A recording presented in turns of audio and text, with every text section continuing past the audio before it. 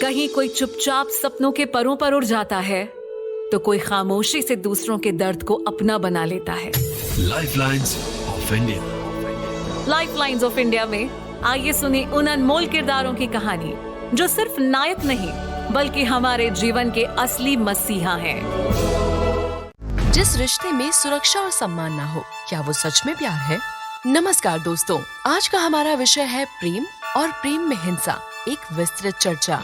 और इस महत्वपूर्ण मुद्दे पर बात करने के लिए हमारे साथ हैं जयपुर के मशहूर जनरल फिजिशियन डॉक्टर राम अवतार शर्मा।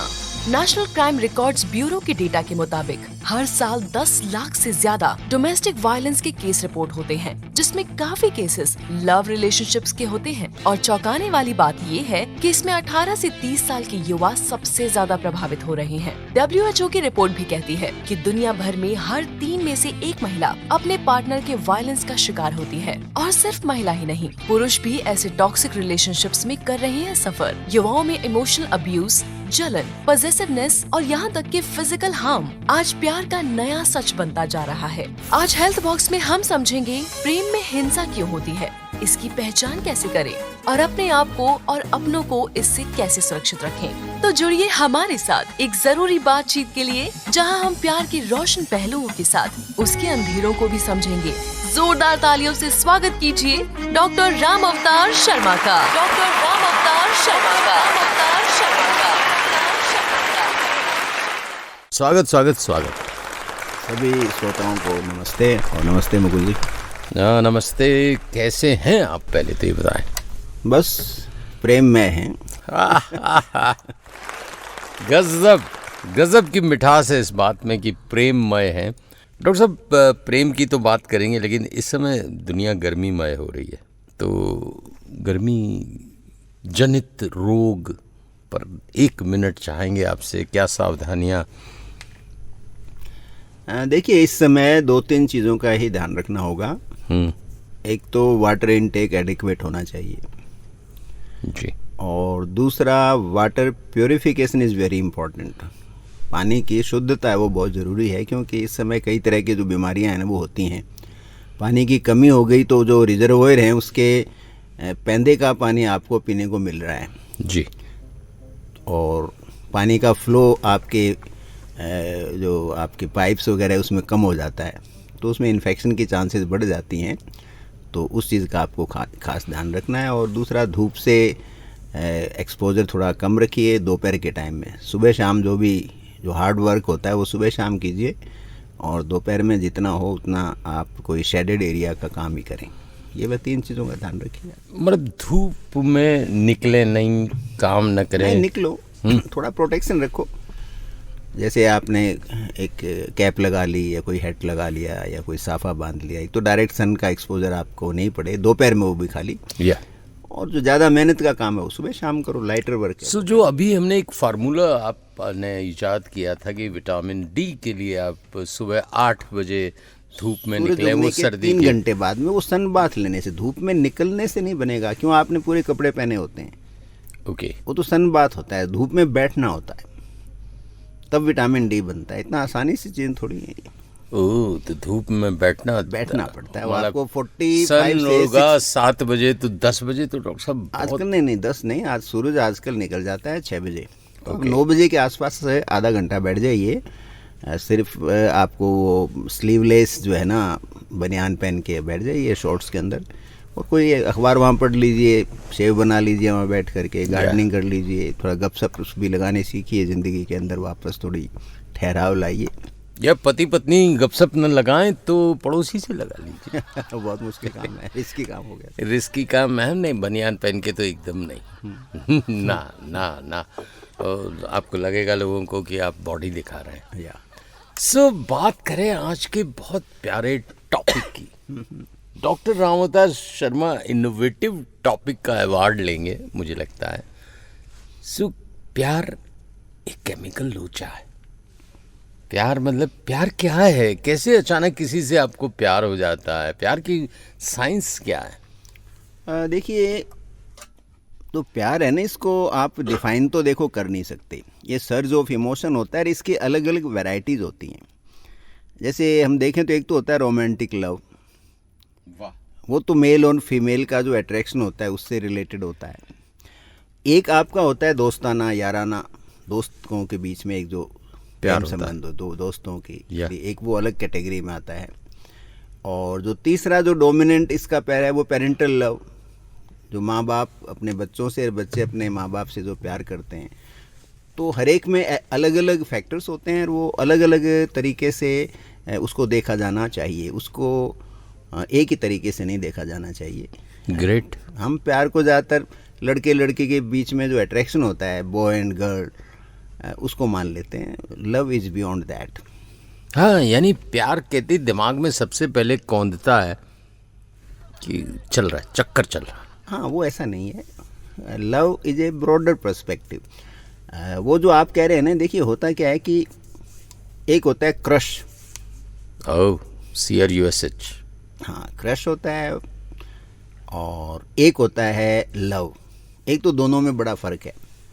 क्या बात है डॉक्टर साहब, लव और क्रश में अंतर है। हाँ, एक तो आप आकर्षित हो गए किसी की तरफ से, ज़बरदस्त जोरदार तरीके से आकर्षित हो गए, और ये बड़ा टेम्परेरी फिनोमिना होता है। टोटली ये एज रिलेटेड और हार्मोन ड्रिवन होता है, टोटली हार्मोन ड्रिवन होता है इसमें। यानी प्यार का हार्मोन से लिंक है। प्यार तो सारा खेल तो सब हार्मोन का ही है, चाहे किसी भी तरह का प्रेम हो, चाहे याराना हो, चाहे दोस्ताना हो, चाहे माता पिता और बच्चों के बीच में हो, चाहे प्रेमी प्रेमिका के बीच में हो, चाहे पति पत्नी के बीच में हो। खेल तो सारा ये केमिकल्स का ही है, डिफरेंट हार्मोन्स होते हैं। दैट्स व्हाई लोग कहते हैं कि तुम्हारे और मेरे बीच में कुछ केमिस्ट्री बन रही है। केमिस्ट्री है, तभी वर्ड यूज करते हैं। है तो सारा केमिकल रिएक्शन होता है। कई बार प्रेम में हम देखते हैं कि एक व्यक्ति से आप बहुत प्रेम कर सकते हो, और ये रिकॉर्डेड है मतलब, और काफ़ी कॉमन है, और साथ में ही उस व्यक्ति को आप डिसलाइक भी करते हो, उसको नापसंद भी करते हो, उसको प्रेम करते हुए नापसंद, और कुछ मामलों में तो नफरत की हद तक नापसंद उसको करते हो। ये एक हाँ, ये नहीं, ऐसा होता है कुछ केसेस में। ये एक अपने आप में बड़ा विरोधाभासी है। इसको आप व्यवहार के हिसाब से एक्सप्लेन नहीं कर सकते। तो ऐसा उसमें मानते हैं कि दोनों की केमिस्ट्री कहीं ना कहीं 100% मैच नहीं कर सकती। तो कहीं ना कहीं केमिस्ट्री है, उसमें कमी है, तो कि उनमें प्रेम होते हुए भी वो एक दूसरे को बहुत ज़्यादा पसंद नहीं करते हैं, एक दूसरे के बहुत क्लोज नहीं आ पाते हैं। जबकि अच्छा प्रेम है, पूरी ज़िंदगी वो साथ रहते हैं और एक दूसरे का पूरा ख्याल रखते हैं, एक दूसरे की ज़रूरतें भी पूरी करते हैं। लेकिन उनमें जो प्रेम जो कहते हैं ना उफान आना चाहिए, वो ज़िंदगी में कभी नहीं आता। वो वहाँ कहीं न कहीं बॉडी केमिस्ट्री है, तो केमिकल्स का वहाँ पर रोल है। तो इसलिए प्रेम को आप शुद्ध भाषा में जैसे कहते हैं ना टोटल डिवोशन, वो नहीं मानना चाहिए। It's play of chemicals. क्या बात है, मतलब तो फिर ये प्रेम जैसे वो फिल्मों में डायलॉग नहीं होता कि मैं तुम्हारी नफरत को प्यार में बदल दूंगा। ऐसा नहीं होता। होता क्या है कि प्रेम और नफरत ये किसी न किसी मात्रा में साथ चलती हैं जी।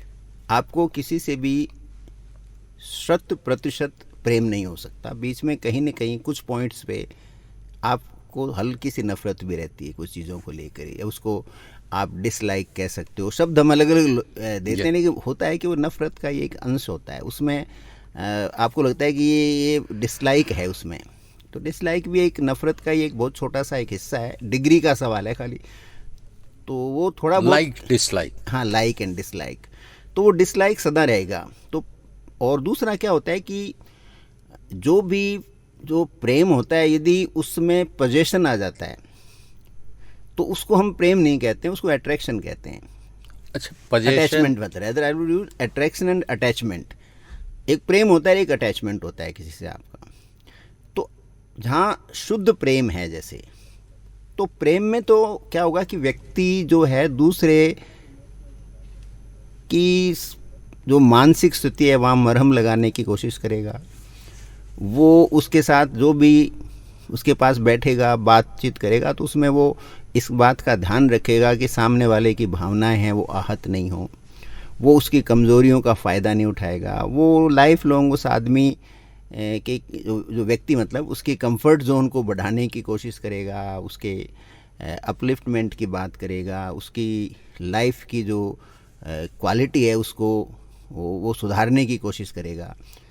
और उसमें कई बार मतलब जैसे मान लो इवन वो अपोजिट हैं, मान लो मेल एंड फीमेल हैं, स्त्री पुरुष हैं, वो कोई एक दूसरे का फ़ायदा नहीं उठाते शारीरिक तौर पे, वो एक दूसरे को लाइफ को बेटर करने में वो करते हैं। वो तो एक तरह का प्रेम का वो भी आयाम है। जहाँ अटैचमेंट आ जाता है, अटैचमेंट में आदमी चाहता है कि वो जो सामने वाला व्यक्ति वैसे ही रहे जैसे मैं चाहूँ, वैसा ही करे जैसा मैं चाहूँ, और यदि वो ऐसा नहीं करता तो फिर वो उससे बदला लेता है।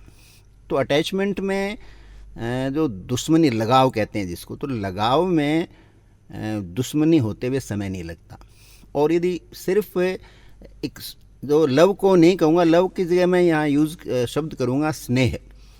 कोई व्यक्ति किसी से स्नेह रखता है तो मैं तो स्नेह को बेटर मानता हूँ कि उसमें आपकी एक्सपेक्टेशन है वो प्रैक्टिकली कुछ नहीं होती है, आप कंट्रीब्यूट करते हो लाइफ को, दूसरे की लाइफ को। वो कोई भी व्यक्ति हो सकता है, पुरुष के सामने पुरुष भी हो सकता है, स्त्री भी हो सकती है, पेड़ पौधे भी हो सकते हैं, कोई जानवर भी हो सकता है, कोई मकान हो सकता है, कोई पानी का तालाब हो सकता तो है। मोह और स्नेह में फ़र्क हो गया। देखिए, मोह और स्नेह में तो बहुत फ़र्क है। जी। स्नेह का तो मतलब है आप सामने वाले व्यक्ति या वस्तु कुछ भी हो भले ही, उसको प्रिजर्व रखने में, उसको बनाए रखने में, उसकी स्थिति को अच्छा करने में, उसको बेहतर स्थिति में रखने के लिए प्रयासरत रहते हो। और जहाँ तक मोह का सवाल है तो मोह तो आपका एक्सपेक्टेशन बेस्ड होता है। मोह में आप एक्सपेक्टेशन बहुत रखते हो कि मैंने इसके लिए ये किया, ये मेरे ये करेगा, उसको नियंत्रण में ये नहीं किए, ये शराब नहीं पिए, ये किताब नहीं पढ़े, इसको सिनेमा नहीं देखने जाना चाहिए, इसको ये नहीं खाना चाहिए, इसको ये ऐसे कपड़े नहीं पहनने चाहिए। तो उसमें आप थोड़ा नियंत्रण करने की कोशिश करते हो मोह को। और मोह में फिर आप सफ़र खुद ज़्यादा, सामने वाले से भी ज़्यादा आप सफ़र करते हो। मेरी कार है, ये चमचमाती रहनी चाहिए। अपनी कार से आपको बहुत मोह है, जैसे मान लो इस पे स्क्रैच नहीं लगनी चाहिए, इसका रंग कैसे फेड हो गया, इसमें ये पानी किसने डाल दिया, इसने ये रंग, होली पे रंग किसने डाल दिया, तो आप बड़े पीड़ा में रहते हो।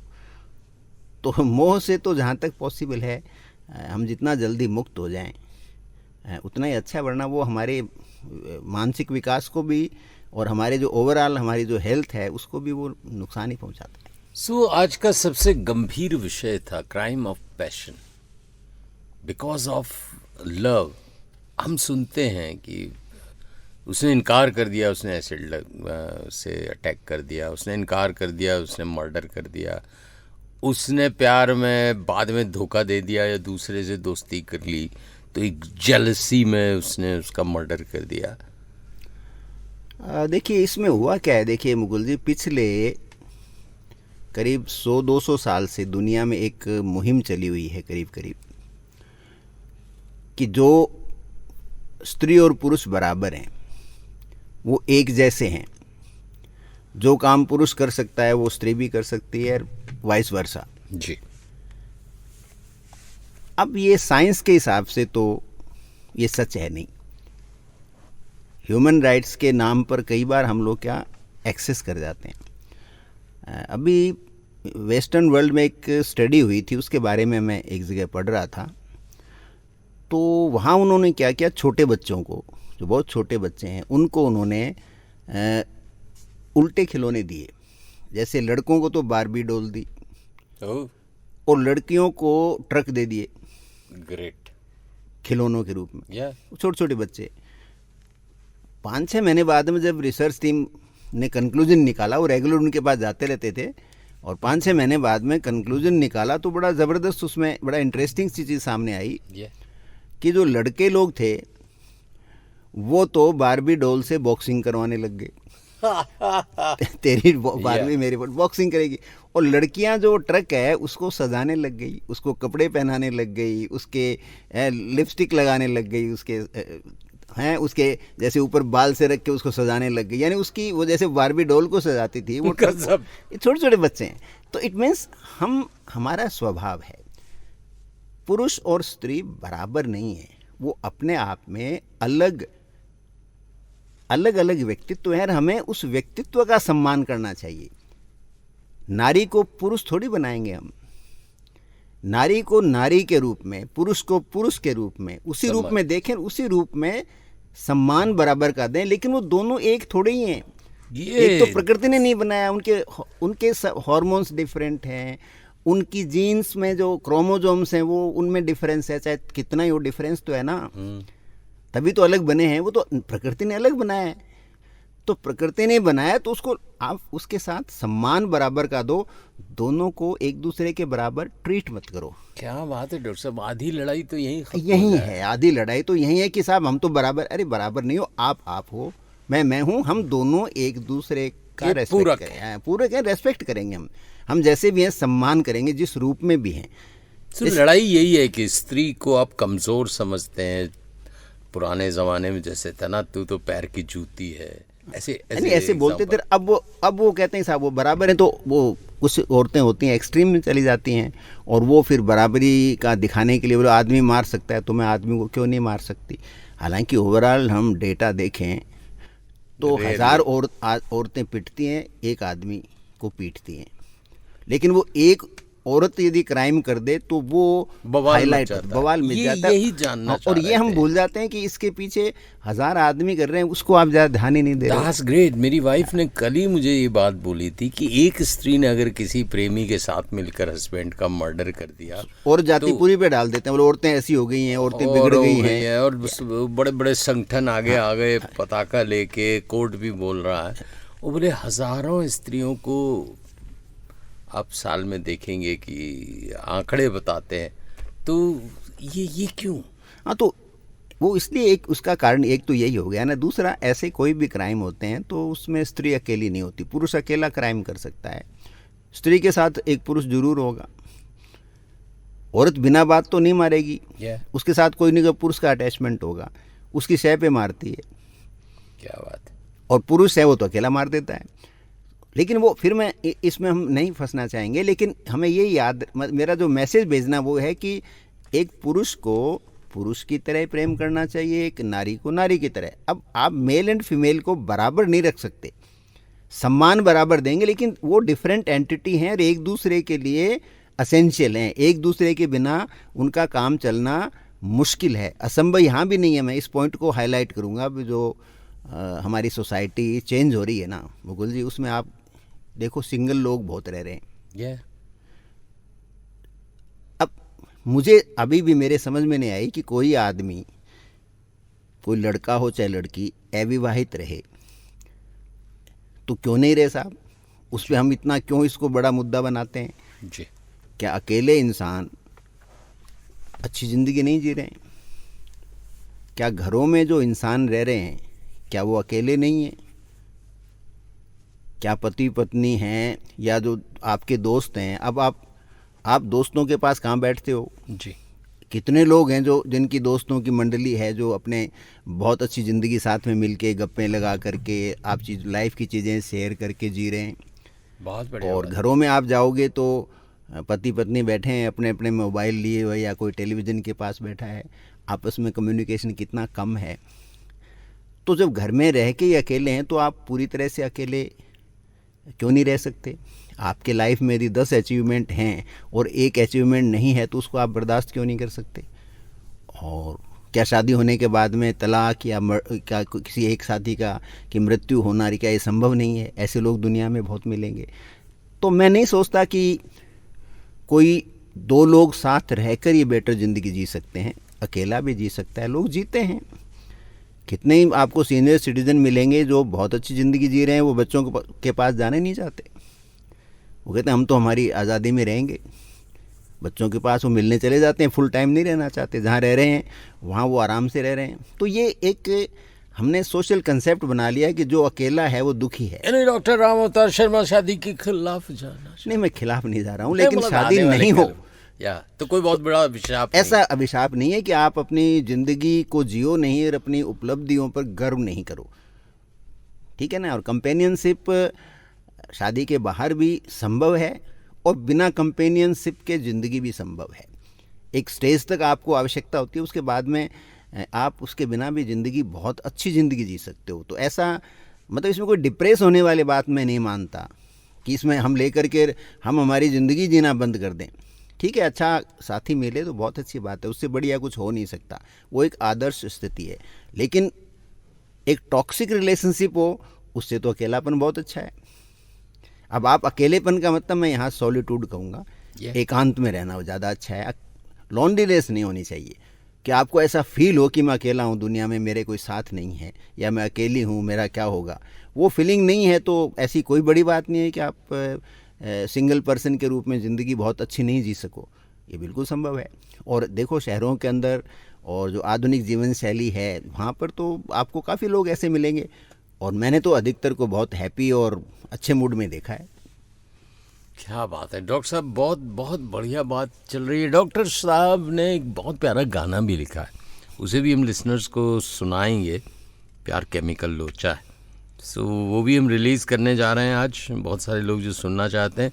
लेकिन ये जो अभी आपने कहा ना टॉक्सिक रिलेशन या लव हेट रिलेशनशिप, ये जो है तो ये कुछ लोगों में बहुत ज़्यादा होती है। मतलब प्यार होगा तो बहुत गहरा होगा, घृणा होगी तो बहुत गहरी होगी।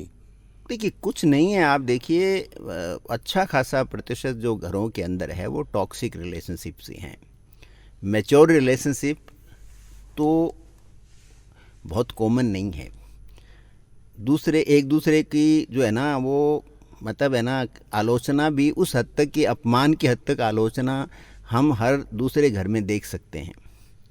ये बहुत अनकॉमन नहीं है। फिजिकल वायलेंस हमें नज़र नहीं आता, उससे कहीं ज़्यादा घरों के अंदर फिजिकल वायलेंस है। ये यूके का आंकड़ा कहता है कि 1.5 लाख 2023 में केसेस हुए थे अब्यूजेस के। हाँ वो तो मतलब रिकॉर्डेड हैं, बहुत सारे रिकॉर्ड में नहीं आते हैं क्योंकि हर आदमी इतना हिम्मत वाला नहीं होता है कि वो जाके कोई पुलिस वगैरह की या कोई दूसरी संस्थाओं की सहायता ले। घरों के अंदर फिर लोग अपने आप को जस्टिफाई भी कर देते हैं, कुछ उनकी मजबूरियां होती हैं, आर्थिक मजबूरियां होती हैं, सामाजिक मजबूरियां होती हैं। कईयों का स्वभाव ही बहुत डरपोक होता है, बहुत, और मेजॉरिटी लोगों की डरपोक होती है। दुनिया में तभी तो शासक बने हैं। यदि सारे लोग बहादुर हो जाएंगे तो कौन किसको राजा मानेगा, कौन किसको प्रधानमंत्री मानेगा या मुख्यमंत्री मानेगा। ज़्यादातर लोग भीरू नेचर के होते हैं, भीरू प्रवृत्ति होती है, उनमें कहीं ना कहीं भय होता है। इसलिए पुलिस का सिपाही घर में आते ही सारे घर के अंदर ऐसी एक कंपन सी फैल जाती है। तो वो इसको हम स्वीकार नहीं करेंगे हालांकि, बट लेकिन हैं, हम सेल्फ एनालिसिस करेंगे तो पता लगेगा कि हम जिंदगी के एक मोड़ तक हम लोग बड़े भीरू होते हैं। तो वो वायलेंस बहुत है। डोमेस्टिक वायलेंस धरती का सबसे बड़ा एक तरह का युद्ध है और परपेचुअल है, ये लगातार चलने वाला युद्ध है और इसके नुकसान भी बहुत होते हैं। दुनिया जितनी बेहतर हो सकती थी उससे कम बेहतर हुई है। यदि घरेलू हिंसा को हम कम कर दें, और हिंसा वर्बल बहुत होती है, वर्बल हिंसा बहुत होती है, ताने देना, टॉर्चर करना, काम पर हर छोटी छोटी काम में मेक निकालना, तो ये सब मनपसंद कपड़े नहीं पहनने देना, कोई फंक्शन में शरीक नहीं होने देना, किसी के रिलेटिव्स को या किसी के दोस्त को घर पे नहीं आने देना।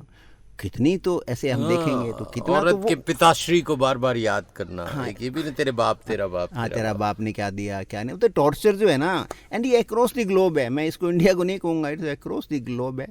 कंजर्वेटिव सोसाइटी में ज़्यादा है, मॉडर्न सोसाइटी भी कोई पीछे नहीं है। वो टॉर्चर का तरीका बदल जाता है, टॉर्चर का तरीका है। बहू है, मैं कितने मेरे पास केसेस आते हैं, वो काम पे जाती है और जब घर पहुंचती है तो सास ससुर कहेंगे तुम्हारे हाथ का खाना खाएंगे। वो भूल जाते हैं कि ये काम करके आई है ऑफिस में 10 से 12 घंटे तक, she is tired, she is exhausted, और सास घर में बैठी है, हेल्दी है टोटल, वो कहती है तुम मेरे को अभी खाना बना के खिला। तो ये एक तरह का टॉर्चर है। और जो पारिवारिक जो प्रेम है उसमें नफ़रत को वो जन्म देता है। तो वो बहू अंदर से तो नफरत ही कर रही है ना उसके, और वो कभी न कभी फिर क्राइम का रूप ले लेती है, कभी क्राइम का रूप भी ले लेती है।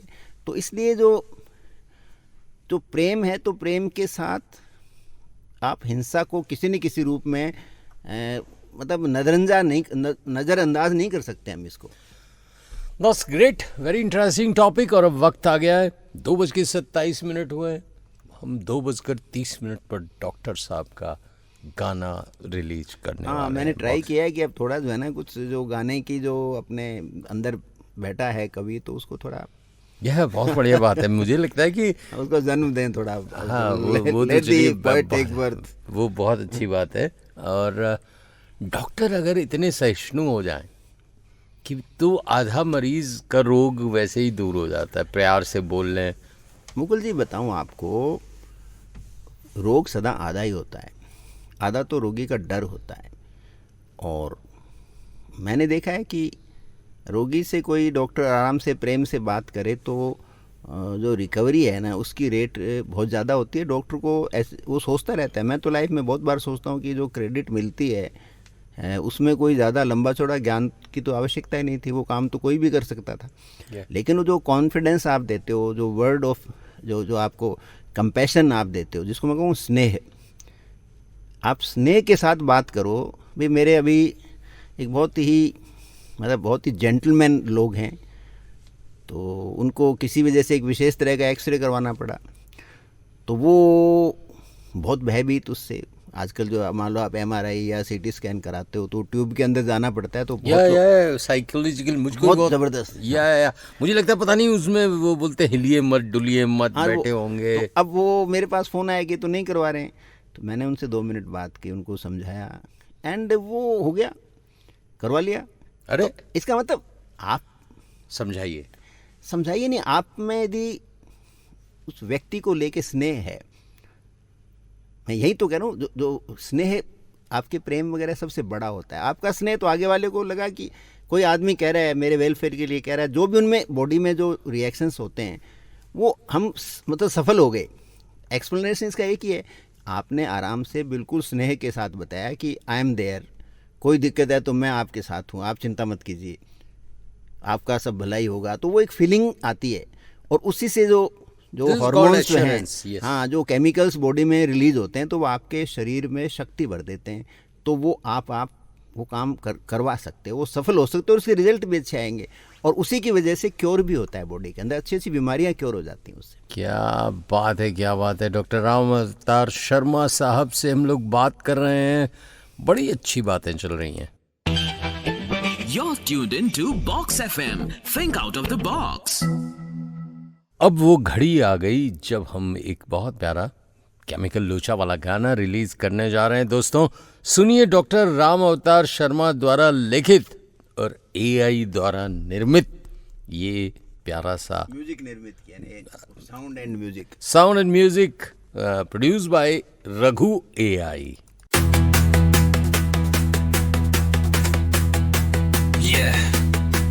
प्यार केमिकल लोचा है, क्या तुमने ऐसा सोचा है? हार्मोन ने दौड़ लगाई, तुम बन बैठे प्रेमी भाई, भूल गए इस बात को प्यारे, प्यार केमिकल लोचा है, क्या तुमने ऐसा सोचा है? ये प्यार केमिकल लोचा है, ये खेल उम्र का है प्यारे, दिखलाता है दिन में तारे, सपनों में खोते तुम भाई, फिर ना मानो ये सच्चाई मैंने जो तुमको बतलाई कि प्यार केमिकल लोचा है, ये क्यों नहीं तुमने सोचा है? ये प्यार केमिकल लोचा है, ये प्यार केमिकल लोचा है। कुछ दिन तक चले खुमारी, फिर टूटी दिखती आई, घर दोस्त बने तो बात अलग, वरना टकरा की बारी। अब भी जागो तुम प्यारे और सुन लो बात हमारी कि प्यार केमिकल लोचा है, क्या तुमने ऐसा सोचा है? ये प्यार केमिकल लोचा है, क्या तुमने ऐसा सोचा है? ये प्यार केमिकल लोचा है, प्यार केमिकल लोचा है। वाह, प्यार केमिकल लोचा है। डॉक्टर राम अवतार शर्मा द्वारा लिखित ये गाना हमने सुना, मजा आ गया। बहुत बहुत बहुत शानदार लिखा है डॉक्टर साहब। ये तो क्या है कि मेरे पास कुछ केसेस आते हैं जैसे वन साइडेड लव के। Oh, one sided love. One sided love, ये भी एक साइकोलॉजी का बड़ा एस्पेक्ट है जिसको हम अंडर एस्टिमेट करते हैं। कोई इंसान एक दूसरे इंसान को ज़िंदगी भर प्यार करता रहता है और वो एक्सप्रेस नहीं कर सकता, सामने वाले को कभी पता भी नहीं चलता मतलब क्यों वो एक्सप्रेस नहीं कर सकता। कईयों में एक्सप्रेस करने की ताकत नहीं होती। जब वो अभी एक स्टेज के बाद में उनको ऐसा फील होता है कि हम चूक गए, हमें बता देना चाहिए था, तो उन कईयों के साइकोलॉजिकल इम्पैक्ट भी आता है। तो वो मेरे पास जैसे काउंसलिंग में आते हैं तो वो कहते हैं हमारे साथ ये हुआ है, वन साइडेड था, हमें कुछ मिला नहीं, हमने हिम्मत नहीं करी। तो मेरा तो उनको फिर ये कहना है कि ये वन साइडेड था ना, तभी ये अभी तक बचा हुआ है। अगर आप एक्सप्रेस कर देते तो टूट के टुकड़े टुकड़े हो जाते। हाँ, टुकड़े टुकड़े हो जाते। इसलिए इसको आप संजो के रखो, क्योंकि ये क्या माया है एक्चुअली। बेसिकली देखें तो जो अट्रैक्शन का जो प्रेम होता है, जो आकर्षण रूपी प्रेम होता है, वो तो इसी पे टिका होता है कि आप उसको एक्सप्रेस जितना कम करोगे तो टिका रहेगा, क्योंकि एक्सपेक्टेशन फिर रहती नहीं है। तो एक्सपेक्टेशन नहीं है तो वो चीज़ आपकी टिकी रहती है। अब पेरेंट्स का जैसे प्रेम होता है, हम तीनों एस्पेक्ट पे करेंगे। जो पेरेंटल लव होता है तो उसमें बड़ी एक्सपेक्टेशन होती है, बेटा ये करेगा, फिर बहू आएगी, फिर ये होगा, पोता हमारे लिए ये करेगा। तो आप इतने लोगों से इतनी बड़ी बड़ी एक्सपेक्टेशन कर लेते हो कि पेरेंट्स एंड बच्चों के जो रिलेशंस आजकल हम सुनते रहते इतने ख़राब हो गए, वो ज़्यादातर वही होंगे। हमें पूरी, और वो देखो नफ़रत से भी बड़े होते हैं। कई पेरेंट्स फिर खुल के अपने बच्चे के बारे में मीडिया में आते हैं, फेसबुक पे डालते हैं, तो अपने ही बच्चे को मतलब किस हद तक नफ़रत करते हैं कि वो उसकी लाइफ टोटली डैमेज कर देते हैं। इट मीन्स उसमें लंबे समय तक संघर्ष रहा और उसमें कोई योजना की कमी थी, वरना पेरेंट्स को बच्चे आराम से फाइनेंशियली सिक्योर करके उनकी अलग लाइफ एस्टेब्लिश कर सकते हैं। साथ नहीं रखना चाहते तो आराम से आप उनको कंफर्ट जोन में रख सकते हो, लेकिन उसके लिए कह दिया ना, थोड़ा विचारशीलता चाहिए, उसके लिए स्नेह चाहिए। That's very प्रेम की interesting बजाय मैं question. स्नेह को Yeah. सदा स्नेह को देता हूँ। बहुत बढ़िया बात की डॉक्टर साहब। मेरे एक मित्र हैं, दो मित्र, आप कहेंगे सारे हादसे मेरे मित्रों के साथ ही क्यों होते नहीं, वो हैं? सबके साथ होते हैं, सबके मिलेगा एक दो। कोटेबल वही होते हैं। हाँ, वही होते हैं। तो एक ने कहा कि भाई तू अगर प्यार करेगा और सजाती लड़की से नहीं करेगा, दूसरी जाति की लड़की से करेगा, तो तुझे मैं संपत्ति से बेदखल कर दूंगा। हैं? तू ये धमकी चल रही। दूसरे भाई ने अपने बच्चे को बोला मेरे घर से बाहर निकल जा, क्योंकि तू मेरी इच्छा के हिसाब से शादी नहीं कर रहा जहाँ जिस घर में चाह रहे। अब वो 500 करोड़ के आसामी का बेटा 25,000 की नौकरी कर रहा। देखिए यही तो है, इसमें क्या प्रेम नहीं था ना, तो एक्चुअली न स्नेह था, इसमें अटैचमेंट था। वो बच्चे को अपनी प्रॉपर्टी मानते थे। मैं अटैच्ड हूँ इससे, ये मेरे से अटैच्ड रहे तो मेरे साथ ही रहे, मेरे नियंत्रण के अंदर रहे। प्रेम पजेसिवनेस, उसी को अटैचमेंट होगा ना, अटैच होना या पजेशन में आना। स्त्री बहुत पॉजिटिव होती है, अगर पुरुष भी कम नहीं होते हैं, पुरुष भी होते हैं। अग्निपथ फिल्म, यस, पुरुष नाना पाटेकर, बाप रे पुरुष बाप। भी होते हैं। स्त्री में क्या है कि फाइनेंशियल एंड सोशल इनसिक्योरिटी की वजह से वो थोड़ी एक्स्ट्रा गार्डेड हैं। बाकी ये सिचुएशन मान लो पुरुषों में भी आप क्योंकि ज़्यादातर लेखक और बोलने वाले पुरुष हैं, तो वो चीज़ें पुरुष के फेवर में लिखते हैं। आप महिलाओं से भी आप क्लोज यदि आपका इंटरेक्शन होता है तो आपको लगेगा कि बातें दोनों तरफ एक सी हैं, उसमें कोई फ़र्क नहीं पड़ता। दूसरा, आपने कहा ना टॉक्सिक रिलेशन क्या है, आपने इस गाने से पहले बात करी। कई बार क्या होता है कि एक इंसान दूसरे इंसान की तरफ, मैं इसको कहूँगा कि वो क्रश होता है, उनका अटैचमेंट होता है, अट्रैक्शन कहूँगा, ज़ोर से अट्रैक्शन होता है, वो एक दूसरे के निकट आ जाते हैं।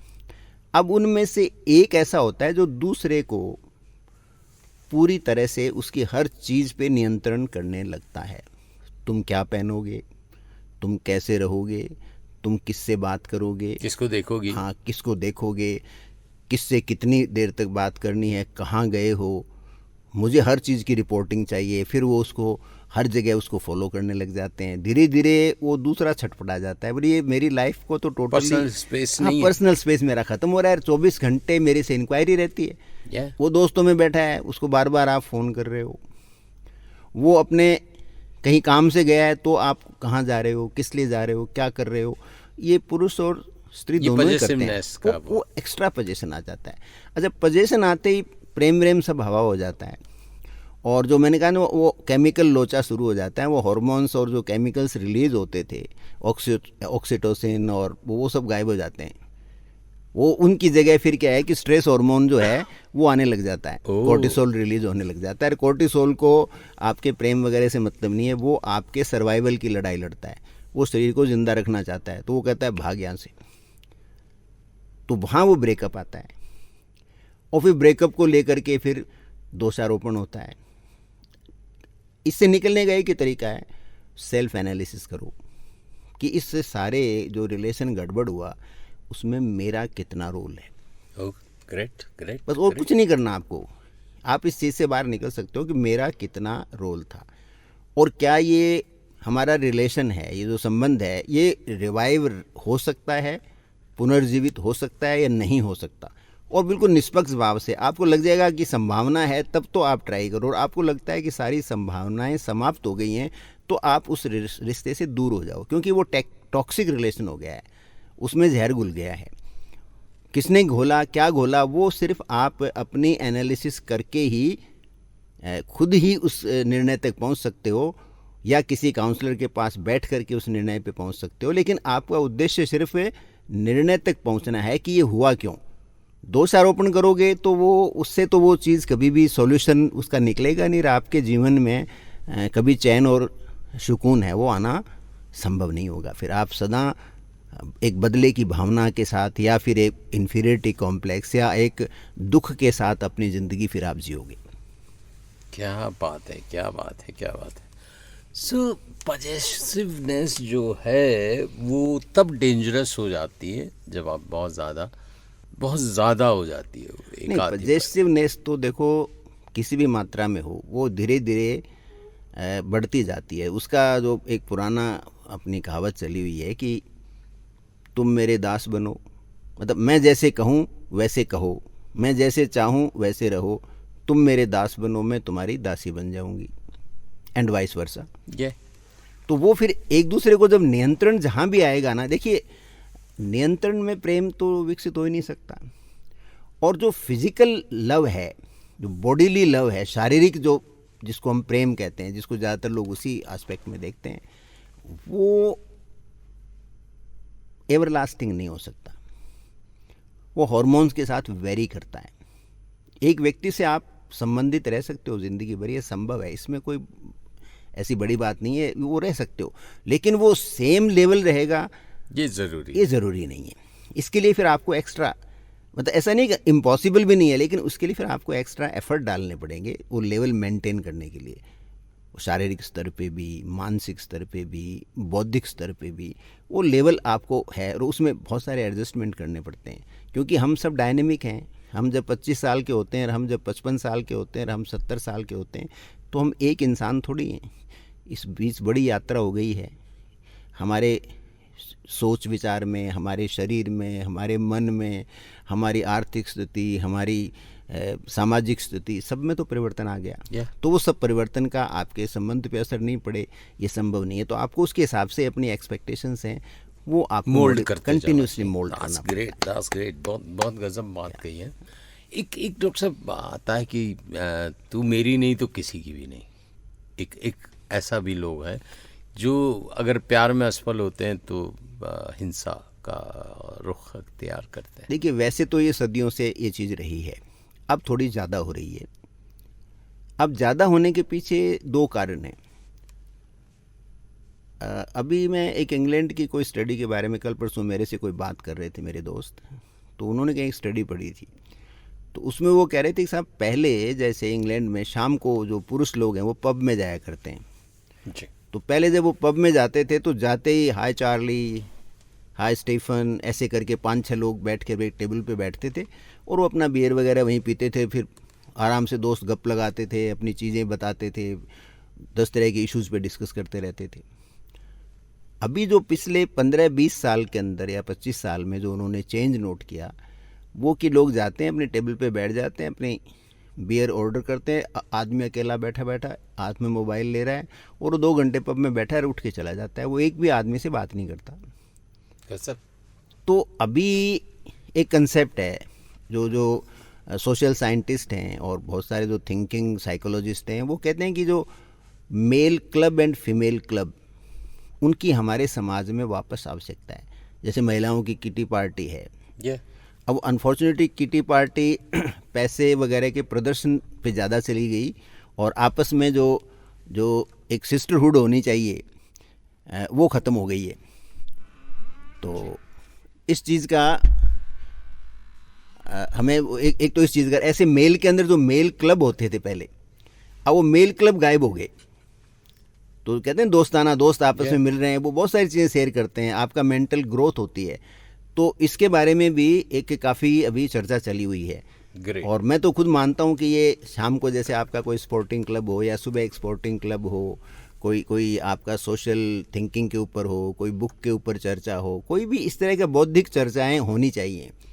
और रिलीजियस भी, इसमें रिलीजन का रोल है, लेकिन अनफॉर्चुनेटली आजकल वो रिलीजन तो कम डिस्कस होता है, उसके रिचुअल्स होते हैं ना, वो ज़्यादा डिस्कस होने लगे और वहाँ एक पॉलिटिक्स अनफॉर्चुनेटली और घुस गई। तो उसकी पवित्रता जो थोड़ी बहुत थी वो भी ख़त्म हो गई और दूसरा रिचुअल्स पे आ गए सब।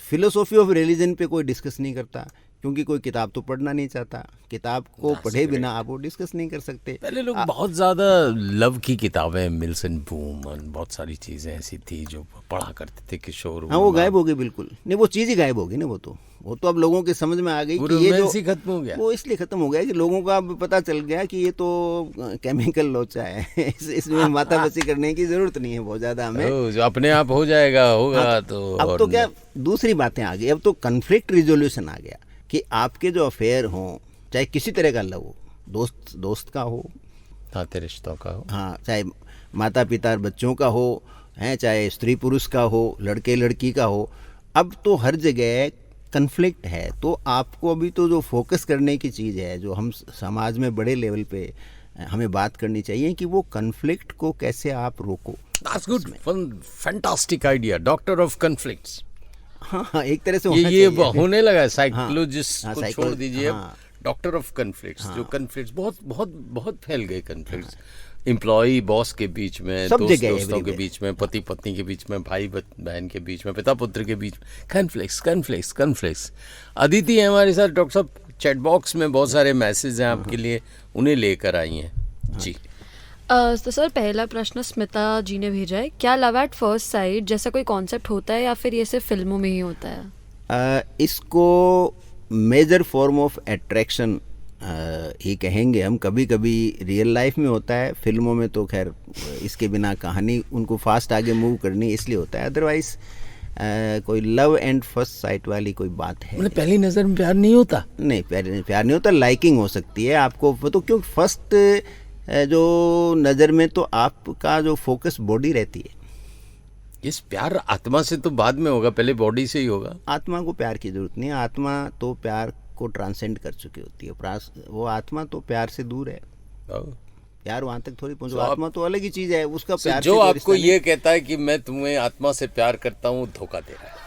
धोखा नहीं, लेकिन वो सिर्फ शब्दों का खेल शब्दों का खेल है। बाकी आत्मा के माध्यम से बॉडी पाना, प्यार से बाहर की चीज है। और लव एंड फर्स्ट साइट है, वो बॉडी का अट्रैक्शन नहीं मानूंगा मैं तो, क्योंकि बिना आप किसी को जाने, बिना किसी को समझे आप प्रेम नहीं कर सकते। मैंने कहा ना, आप अटैच हो सकते हो। दैट्स ग्रेट, बहुत बढ़िया क्यूरियोसिटी सॉल्व की, क्योंकि बिना देखे प्यार थोड़ी हो सकता है। फिर भी कहते हैं लव इज ब्लाइंड। बिना समझे, बिना ब्लाइंड नहीं होता है। लव में पूरी कैलकुलेशन होती है और बहुत सोच समझ होती है। ऐसा थोड़ी है कि कोई बहुत कोई वेल एजुकेटेड लड़की हो, बहुत पैसे वाली की है, वो कोई जाके कोई भिखारी से थोड़ी नहीं कर लेती है। तो कहते हैं लव इज ब्लाइंड। आप एवरेज देखिए। अच्छा, फिल्मों में दिखाते हैं, फिल्मों में तो दिखा देंगे, रियल लाइफ में भी आपको एक आधा केस मिल सकता है, लेकिन आप परसेंटेज वाइज देखिए। लेकिन बहुत खूबसूरत लड़की किसी पैसे वाले से तो ब्याह कर लेती है। हाँ, वो पैसे वाला कर लेता है उससे बिकॉज ऑफ ब्यूटी।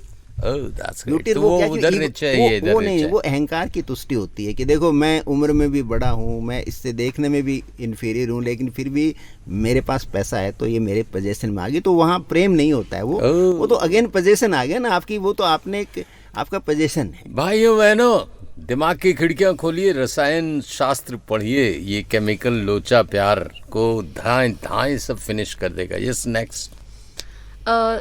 सर एक वंदिता जी ने लिखा है that word therapy of yours always works.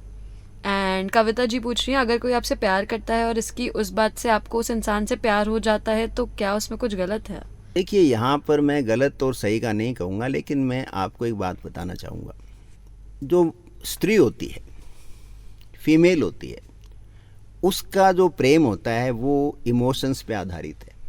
इस बात को हमें सदा ध्यान में रखना चाहिए। उसका प्रेम इमोशंस डोमिनेंट, क्योंकि उसके हार्मोन्स हैं उसकी बॉडी में, वो इमोशन को गवर्न करते हैं। डोमिनेंट वहाँ इमोशन रखा है प्रकृति की तरफ से। पुरुष जो होता है वो इसको अपॉर्चुनिटी मानता है। वो प्रेम करे नहीं करे, प्रेम का नाटक जरूर कर लेगा। तो यहाँ आपको गाइडेड रहना है, क्योंकि वो हो सकता है उसको पता लग गया कि ये वल्नरेबल है। पुरुष जो होते हैं, जो कैसनोवा होते हैं जी। वो वल्नरेबिलिटी देखते हैं कि फला पर्सन वल्नरेबल है, तो वो उसको अपॉर्चुनिटी का फ़ायदा उठाएगा, लेकिन उसका टिका रहे वो आपके जीवन में बड़ा मुश्किल है। इसको नहीं कह सकते कि वो टिका रहेगा आपके लाइफ में, क्योंकि सिर्फ कोई इतना कह दे कि मैं आपसे प्रेम करती हूँ और वो फ़ौरन एग्री हो जाता है, तो उसके लिए ये अपॉर्चुनिटी ज़्यादा होगी। सर मुझे आपकी इस थोड़ी बात से मैं एक चीज़ रिलेट करना मतलब पूछना चाहूँगी, वो ये है कि जैसे कुछ लोग बहुत ही ऐसे उनको इमोशनली स्ट्रॉन्ग का बस कह दिया गया है, जो लोग अपनी बात बहुत आसानी से कह देते हैं, और कुछ लोग जो नहीं कह पाते, तो क्या जो लोग कह पाते हैं वो इमोशनली स्ट्रॉन्ग हो जाते हैं? नहीं, वो इमोशनली स्ट्रॉन्ग नहीं होते हैं। बस खाली क्या होता है कि दो चीज़ होते हैं। एक तो वो हो सकता है उनके कोई पुराने अनुभव हो जी तो उनको पता लगता है कि किस व्यक्ति को कहाँ पर क्या बात कहनी चाहिए। जी जी जी। या वो हाईली वेल रेड हो सकते हैं, बहुत पढ़ा हुआ हो, बहुत उसको चीज़ों का ज्ञान हो, और उसको मनुष्य का स्वभाव और उसकी शक्ति और उसकी कमज़ोरियों का पता हो कि इससे कुछ बड़ा होने वाला है, तो वो एक्सप्रेस कर देते हैं। और कुछ लोग ऐसे होते हैं जो थोड़े बोल्ड भी होते हैं, वो जो उनकी फीलिंग आती है वो कह देते हैं। और कई लोग कॉन्सिक्वेंसेज से जरा भयभीत रहते हैं, और उनके पीछे पारिवारिक कारण हो सकते हैं, आर्थिक कारण हो सकते हैं, सामाजिक कारण है, रिजेक्शन का फियर होता है, तो वो फिर कह नहीं पाते उस बात को। लेकिन ये जो महिला और पुरुष के बीच में जो आकर्षण होता है, उसमें आपको हर एक व्यक्ति को गार्डेड रहना चाहिए, क्योंकि इसके कि मतलब एकदम से मत भेजो। हाँ, एकदम से नहीं, इसको टाइम देना चाहिए इसमें, क्योंकि ये पुराना समय नहीं है कि एक लड़की को 12-15 साल की बाद में गुड़िया की तरह उसको पकड़ के ले आए और उसकी सारी लाइफ आपने कंट्रोल कर ली। और आज उसके जो पुरानपंथी लोग उसका गुणगान भी गाते हैं, वो बहुत अच्छा था, बहुत अच्छा नहीं था। क्योंकि मैंने जब अपनी मेडिकल प्रैक्टिस शुरू की थी 1981 में, तो मेरे आउटडोर में डेली रोज़ाना कम से कम 20 लड़कियां या औरतें जो शादीशुदा थी वो हिस्टीरिया के दौरों के रूप में आती थी। या उस समय ये बहुत चलता था, क्योंकि 2001 या 2 के बाद में जब से ये सोशल मीडिया वगैरह एक्टिव हुए हैं और जो नॉलेज चारों तरफ फैला है, तो पिछले 20 साल में मेरे पास हिस्टीरिया की एक भी महिला नहीं आई। और आजकल हिस्टीरिया की कोई बात नहीं करती, समाज में भी कहीं सुनो हिस्टीरिया का नाम ही गायब हो गया है। अदरवाइज पहले इसको जूती सुंघाओ और इसके नाक में अमोनिया डालो, मतलब कितना करते थे। इट मीन्स वो औरतें इतनी सप्रेस्ड थी, उनकी फीलिंग है वो हमारे सामने नहीं आती। और आज भी जो एक पर्टिकुलर वर्ग में जो गरीबी रेखा के नीचे लोग हैं, वहाँ औरतों को कितना सताया जाता है, उसका हमें इमेजिनेशन थोड़ी है। फिजिकल एब्यूज़ कितना होता है। हम हमारी घरों में जो डोमेस्टिक हमारी सर्विसेज देने वाले लोग हैं, उनके रोज़ाना तो सुनते हैं मार पिटाई जो हस्बैंड करता है, उनके पैसे छीन लेता है। तो इसलिए जो पुरुष और स्त्री का जो प्रेम है ना, इसमें कोई बहुत अननेसेसरी का आपको रोमांटिक फीलिंग रखने की आवश्यकता नहीं है। प्रैक्टिकल और एनालिटिक हो, और बेटर है कि पूरी चीज़ों को किसी काउंसलर के थ्रू आप पहले समझो। Don't make your self vulnerable. Vulnerable मतलब आप कमज़ोर मत बनाओ आपको, भावनात्मक रूप से कमज़ोर मत बनो, या मतलब पिघल मत जाओ। क्या बात है सर। नेक्स्ट। हम जिस इंसान से प्यार करते हैं और अगर उससे शादी ना हो पाए तो उससे मूव ऑन करना मुश्किल क्यों होता है? देखिए, एक तो ऑस्कर वाइल्ड ने ये लिखा है कि love is the first casualty in a marriage.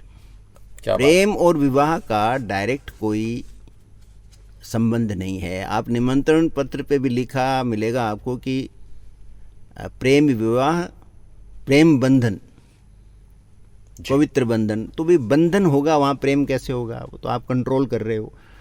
विवाह में तो यदि पति पत्नी, जो मैं कहता हूँ, यदि दोस्त बन जाएं, जैसे मैंने अपने गाने में लिखा है कि दोस्त बनोगे तो बात अच्छी है, वरना तो हर बात पे आप में आर्गुमेंट होंगे, हर बात में आप तकरार करोगे, हर बात में एक दूसरे पे दोषारोपण करोगे। छोटी छोटी बातों पे तुमने कार की चाबी कहाँ घुमा दी, इस बात पे भी आप दोषारोपण करोगे।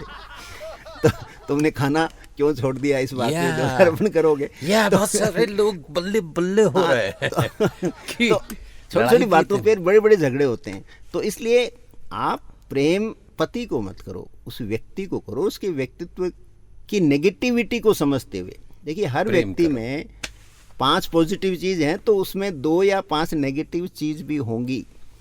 ऐसा संभव नहीं है कि किसी व्यक्ति के अंदर नेगेटिव चीज़ नहीं हो। That's great sir, great great thought. अभी आज मैं मेरे मेडिकल सब्जेक्ट पे बोल सकता हूँ, लेकिन दूसरे सब्जेक्ट पे हो सकता है मेरे अंदर इतनी कमियां हो कि आपको अचंभा होगा कि ये आदमी इतना स्टूपिड भी हो सकता है। मेरे दूसरे फील्ड में मैं इतना स्टूपिड भी हो सकता हूँ। संभावना है कि हूँ ही। 10 सब्जेक्ट मेरे को आते हैं तो 5 सब्जेक्ट में मैं नासमझ भी हूँ, अनाड़ी भी हूँ, और कभी कभी मूर्खतापूर्ण काम भी कर सकता हूँ। तो यदि आप प्रिपेयर्ड रहोगे कि मैं किसी दिन कोई मूर्खतापूर्ण बात कह दूंगा तो आपको बुरा नहीं लगेगा कि आपको पता था। एक्सपेक्टेशन ना रखो, मतलब खुला रखो अपना खुला, दिमाग उसकी कि नेगेटिव चीज भी देखो और ये मान के भी चलो कि इस इंसान का जिससे हमारी शादी हुई है, ये पोचा भी हो जिससे, सकता है। हाँ, उसका, और उसमें नेगेटिव चीज सडनली सामने आ सकती है किसी न किसी दिन। तो great. उसके लिए आप तैयार होंगे ना, तो फिर रिलेशंस है ना, वो it will be a beautiful relationship. Otherwise तो आप यदि सारा पॉजिटिव लेके चल गए ना तो धड़ाम ब्रेक, एक दिन मेजर ब्रेकडाउन होगा। दैट्स ग्रेट यार, मतलब व्हाई पॉजिटिविटी ओनली। आप मान के चलिए ना, हार्ड मास का पुतला है, तो अगर मैं कुछ गड़बड़ बोल देता हूँ तो श्रोताओं मुझे माफ कर दिया करो, समझ लिया करो इसमें कुछ नेगेटिव पॉइंट है।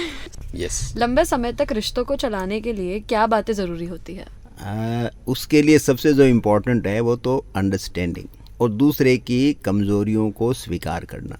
और एक इम्पॉर्टेंट होता है कि आप अपने साथी का इम्प्रूवमेंट करने की कोशिश करते रहो और उसमें जो इम्प्रूवमेंट हो रहा है उसको स्वीकार करो और अप्रिशिएट भी हाँ, करो। उसको अप्रिशिएट, उसको स्वीकार करो। या पत्नी को रोज एक बार तो आई लव यू बोलो। नहीं, वो सबको पता चल जाता है, सबकी अपनी बुद्धि होती है। उसमें क्या होता है कि आपको जो नेगेटिव एस्पेक्ट कोई है उसमें इम्प्रूवमेंट आ रहा है तो आपको उसको अप्रिशिएट करना चाहिए। लंबे टाइम रिलेशन है, प्लस ये मानना चाहिए कि यार इसमें 2 गड़बड़ भी हो सकते हैं हमारे एक दूसरे के अंदर, और आपकी भी कोई नेगेटिव पॉइंट को पॉइंट आउट आपका पार्टनर करे तो आप उसको कॉन्टेम्पलेट कीजिए, उस पर मंथन कीजिए कि इसने बात कही है वो उसमें सच्चाई कितनी है। और सच्चाई समझने के लिए एक बड़ा आसान सा सूत्र है। कोई बात आपके बारे में कहे और वो आपको तेज़ी से चुभे तो मानिए उस बात में कुछ न कुछ सच्चाई है। 100% झूठी बात आपको चुभेगी नहीं। आपको कोई बात किसी ने कही, आपको बुरा लगा, तो इट मीन्स उस बात में कुछ न कुछ सच्चाई जरूर है। क्या बात जब आपने जिंदगी में इस कंसेप्ट को उतार लिया तो फिर आपका पार्टनर आपके लिए कुछ कहेगा, चाहे 2 लोगों के बीच में कहो चाहे अकेले में कहो, और वो बात आपको चुभ गई तो आप तुरंत रिएक्ट मत कीजिए। अगले 2, 4, 5 दिन उसका मंथन कीजिए कि बात में सच्चाई कितनी है, और आप में रिफाइनमेंट अपने आप ही होने लग जाएगा। और जो आप में वो रिफाइनमेंट आएगा तो आपका रिलेशनशिप है वो कंसोलिडेट होने लग जाएगा। क्या बात है, क्या बात है, मजा आ गया। सर, अमर जी लिख रहे हैं, प्यार में मजाक उड़ाना कहाँ तक जायज़ होता ओह दैट्स ग्रेट क्वेश्चन यार। ये मजाक हाँ, मजाक ये में बहुत अच्छा सवाल है एक्चुअल में। एक तो होता है देखो हास परिहास। हाँ, अब एक तो आप किसी को बेइज्जत करने के लिए मजाक उड़ाते हो, किसी के कोई शारीरिक कमी है उसको लेके मजाक उड़ाते हो, किसी के कोई जैसे खाना बनाने में कोई कमी है उसको लेके मजाक उड़ाते हो, कोई ऐसी मजाक उड़ाते हो कि सामने वाले के आत्मसम्मान को ठेस लगे, तो वो तो जायज़ नहीं है। और एक ऐसा, जैसे होली है, दिवाली है, घर में कोई फंक्शन है, उसने आपने हंसी थोड़ा मजाक कर लिया। हंसी मजाक कर लिया, लेकिन हंसी मजाक पुरुष और स्त्री के बीच में हो तो मैं ये मानना है मेरा कि थोड़ा सा उसमें रोमांटिक पुट जरूर डालो, तो सामने वाले की फीलिंग हर्ट नहीं होती। क्या बात कही डॉक्टर साहब। बताऊं आपको, एक दिन मेरे पास एक मित्र आए, बड़े गंभीर सूझे हुए, पति पत्नी दोनों। बोले यार मैंने अपनी पत्नी को बोल दिया कि क्या हथनी जैसी मस्त चाल है। हाँ, वो गलत है तो अब मैंने कहा भाई आप जो उपमा देना चाह रहे थे वो कहीं से भी एप्रिसिएशन वाला नहीं था।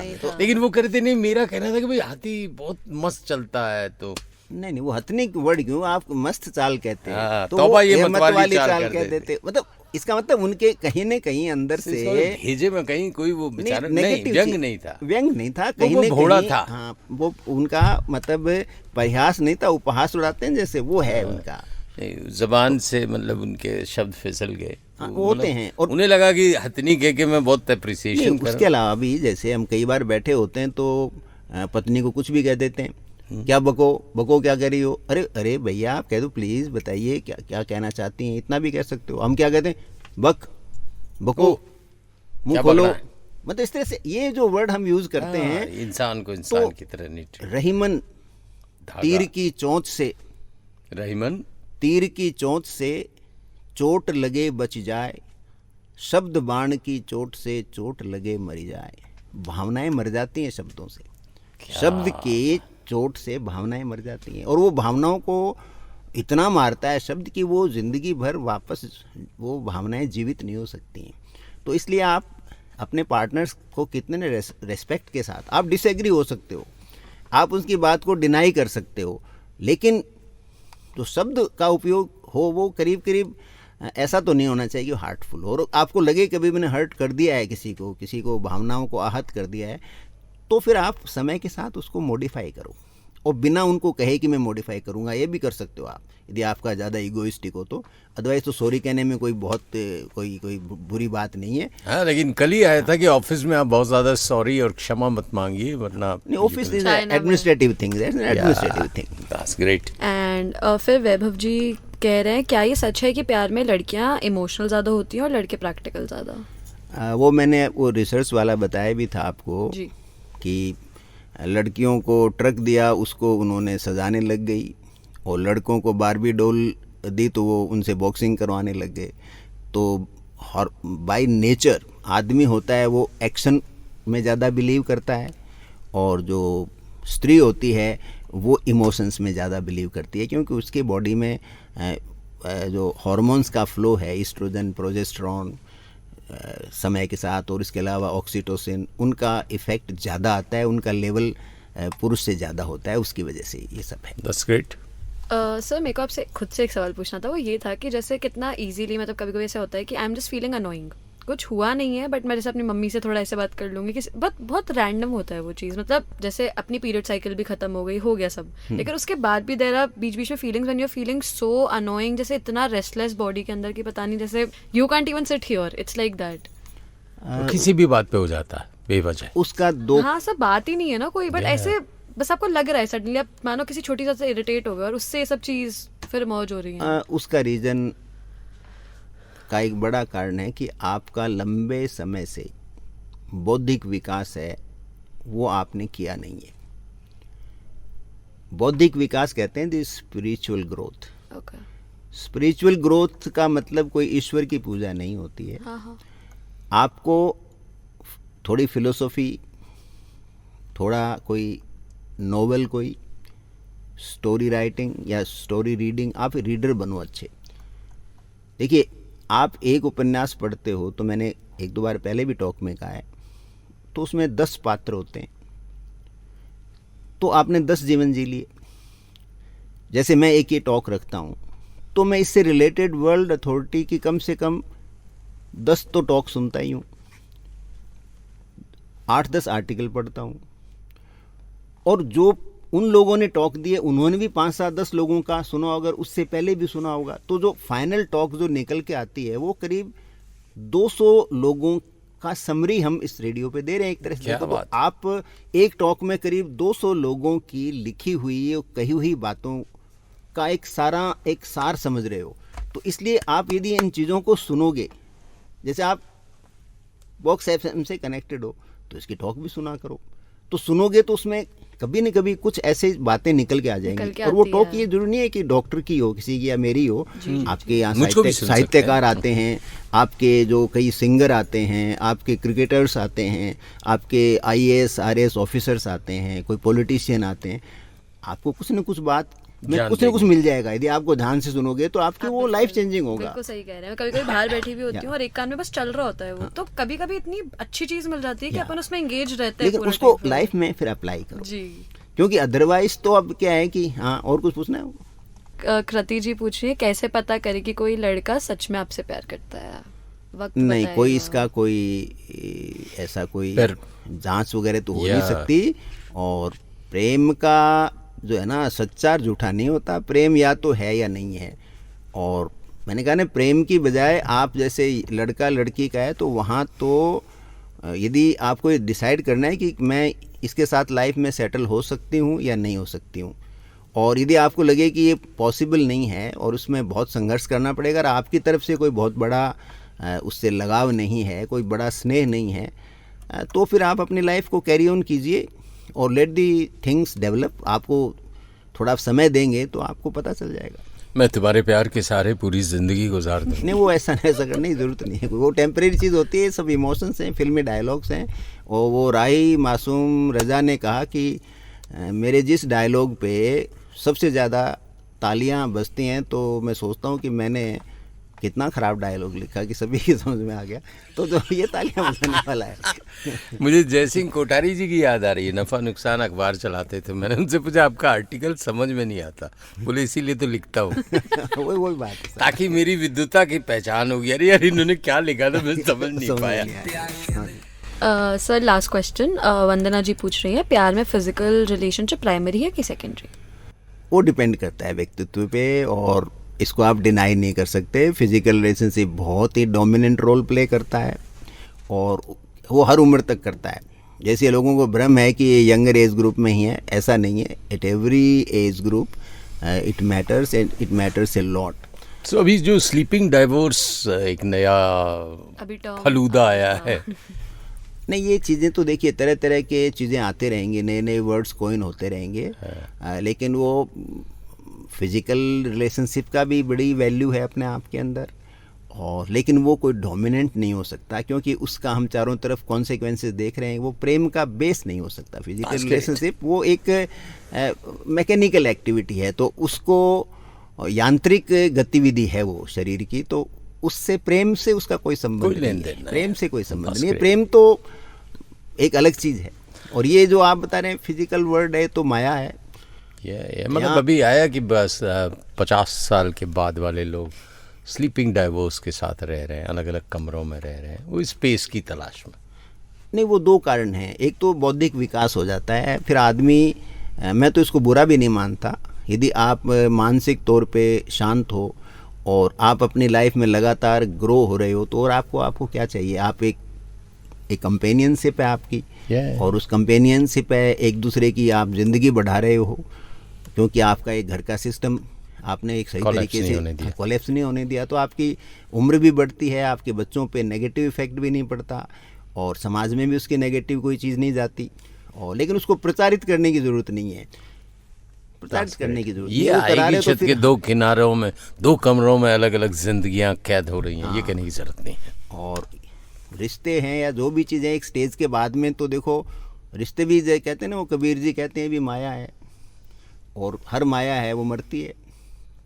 जैसे उनका रिश्ते मेरे मरेंगे। को, हाँ, वो मेरे को एक उनका दुआ याद आ रहा है, क्या? माया मरी न मन मरा। माया मरी न मन मरा। हाँ, माया जो होती है ना, क्या? वो दोबारा उठ जाती है, मरती है फिर जग जाती है, मरती है, वो परपेचुअल है। Yeah. माया मरी न मन मरा, मर गया शरीर, हाँ, माया मरी न मन मरा, मरमर गया शरीर। आशा तृष्णा ना मरे, आशा तृष्णा ना मरे, कह कह गए गए दास दास कबीर, कबीर। सियावर रामचंद्र की तो जय। फिजिकल रिलेशनशिप में तो क्या होता है कि वो तृष्णा तो मरती नहीं है कभी, क्योंकि उसकी संतुष्टि संभव नहीं है, क्योंकि प्रकृति ने बनाया ही ऐसा है। वो तो प्रोपेगेशन ऑफ स्पीसीज के का उसका आधार है, और इसलिए वो बनाया नहीं। फिर आदमी चूंकि इतना वो आ गया, विकसित हो गया कि उसका जो फिर डिज़ायर है वो फिजिकल की बजाय मेंटल ज़्यादा हो गया, उसका मानसिक, क्योंकि वो ईगो बेस्ड हो गया। वो इसको अपने जीत का आधार, अपने डोमिनेंस का आधार बनाने लग गया। तो उसकी वजह से ये सारे के सारे जो कॉम्प्लिकेशंस हैं वो सारे हो रहे हैं।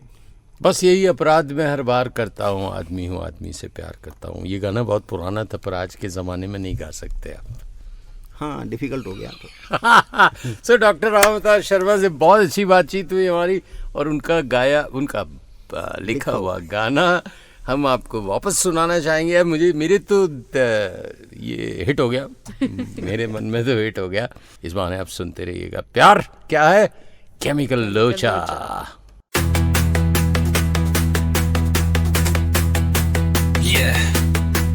प्यार केमिकल लोचा है, क्या तुमने ऐसा सोचा है? हार्मोन ने दौड़ लगाई, तुम बन बैठे प्रेमी भाई, भूल गए इस बात को प्यारे, प्यार केमिकल लोचा है, क्या तुमने ऐसा सोचा है? ये प्यार केमिकल लोचा है। ये खेल उम्र का है, प्यारे दिखलाता है, दिन में तारे सपनों में खोते तुम भाई, फिर ना मानो ये सच्चाई मैंने जो तुमको बतलाई कि प्यार केमिकल लोचा है। ये क्यों नहीं तुमने सोचा है, ये प्यार केमिकल लोचा है, ये प्यार केमिकल लोचा है।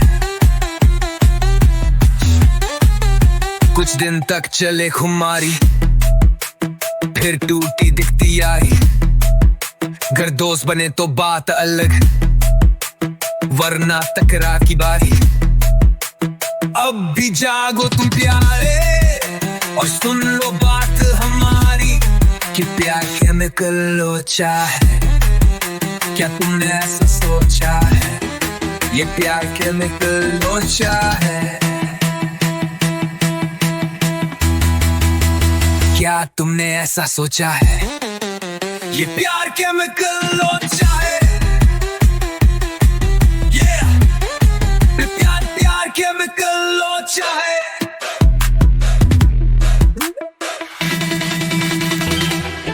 You're tuned into Box FM. Think out of the box.